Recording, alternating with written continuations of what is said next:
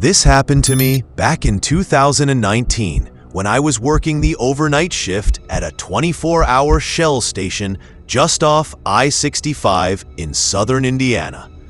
The store was one of those older ones with the big glass front and the flickering fluorescent lights that always smelled faintly of bleach and stale coffee. My shift started at 10 p.m. and ended at 6 a.m. That particular night, it was late October, cold enough that the doors kept fogging up every time someone came in, and there was a steady drizzle coming down that made the parking lot shine under the orange lights. I was wearing the standard green polo shirt with my name tag, black Dickies, and the same scuffed-up black Vans I'd had since high school. Around 2:47 a.m., the place had been dead for almost 2 hours. I was restocking the cigarette wall behind the counter, counting Marlboro Reds out loud under my breath like we're supposed to do for inventory. The only sound was the hum of the coolers and the rain tapping the roof. That's when the guy walked in. Tall, maybe 6'4", wearing a dark Carhartt jacket and a black beanie pulled low. His jeans were soaked from the knee down, and he was carrying one of those cheap, clear plastic umbrellas that was inside out from the wind. He didn't say anything, just walked straight to the coolers in the back, like he knew exactly where he was going. I watched him on the convex mirror above the register.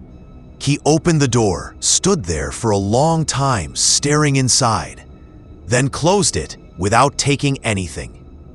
He did that with 3 different coolers. Then he came up to the counter and just stood there. Didn't put anything down. Didn't look at the candy or the lighters. Just stared at me. His eyes were really pale, almost gray, and the skin under them was dark, like he hadn't slept in days.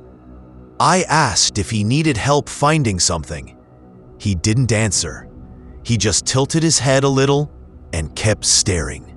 I remember the clock on the wall clicking over to 2:53. I asked again, louder this time, "Sir, can I help you?" Still nothing. Then he reached into his jacket pocket and pulled out a Polaroid picture and slid it across the counter toward me. It was a photo of the outside of the gas station taken from the tree line across the road. You could see the pumps, the lights, the big Shell sign, and right in the middle of the frame was me, visible through the window, standing exactly where I was standing at that moment. Same green polo, same posture, same everything. I looked up at him and he was smiling for the first time. Not a big smile, just the corners of his mouth turned up. Then he turned around and walked out. I watched him cross the parking lot, get into a dark blue sedan that had been sitting in the far corner with the lights off the whole time, and drive away. I called the sheriff's department, but by the time they got there, the car was long gone and the rain had washed away any tire tracks. I quit 2 weeks later.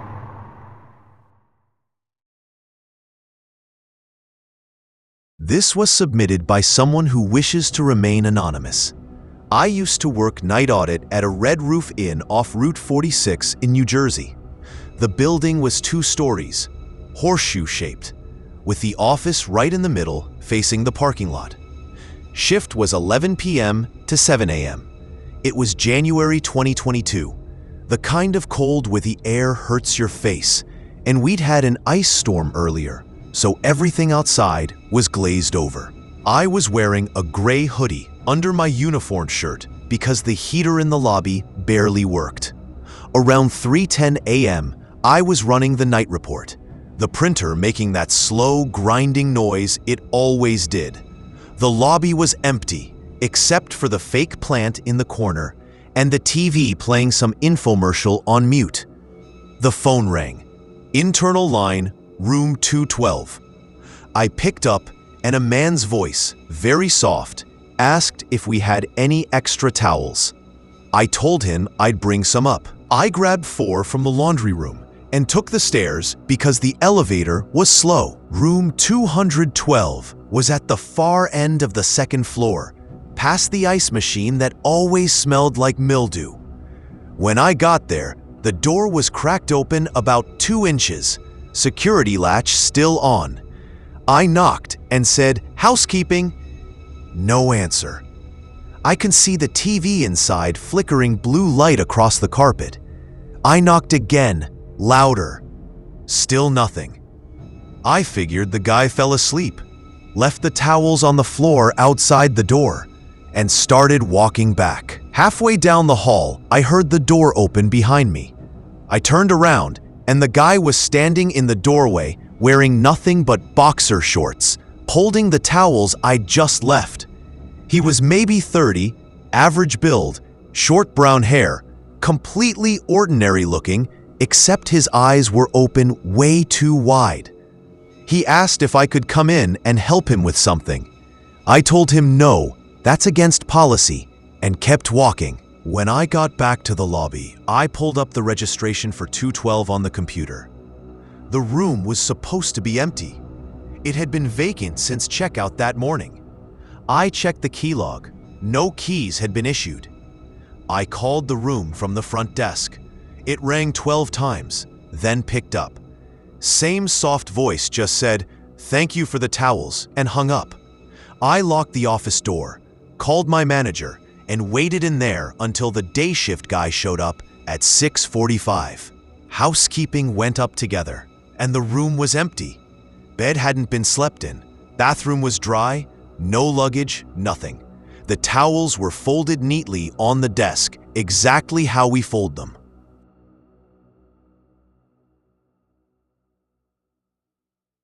This happened to a friend of mine who worked security at an Amazon fulfillment center in Kent, Washington. The building is massive, over 800,000 square feet, 3 stories of conveyor belts and shelves that go 25 feet high. He worked the 7 p.m. to 5:30 a.m. shift, walking the floor alone after most of the pickers left at 2. It was early April 2023, still dark when he got off. And that night, the temperature was in the low 40s with a thick fog rolling in off the Green River. He always wore the standard black security polo, cargo pants, steel-toe boots, and carried the big mag light because half the motion sensors on the 3rd floor didn't work right. Around 3:20 a.m., he was doing his round up on the mezzanine level, where they keep all the overflow inventory. The lights are on motion sensors, so whole sections go dark when nobody's been through in a while. He said it was dead quiet, except for the low hum of the conveyors on the lower level.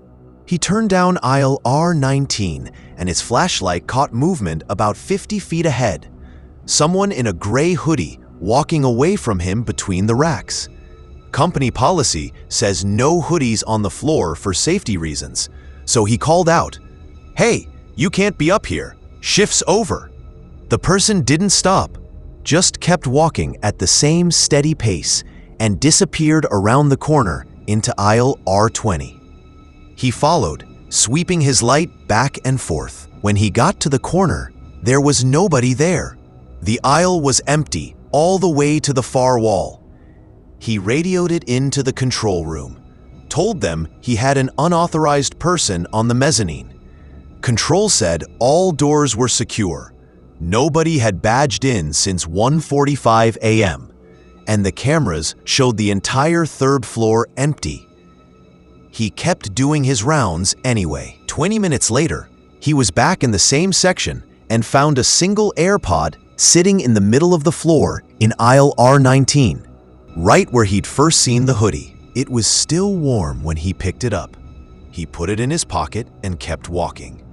At 4:58 a.m., he was filling out his log in the security office when the AirPod in his pocket started playing music. Just one side, faint, like someone was whispering through it. He pulled it out and held it up to his ear. A man's voice, very calm, said, "You walk too slow." Then it stopped. He threw it in the trash and clocked out early. Never went back.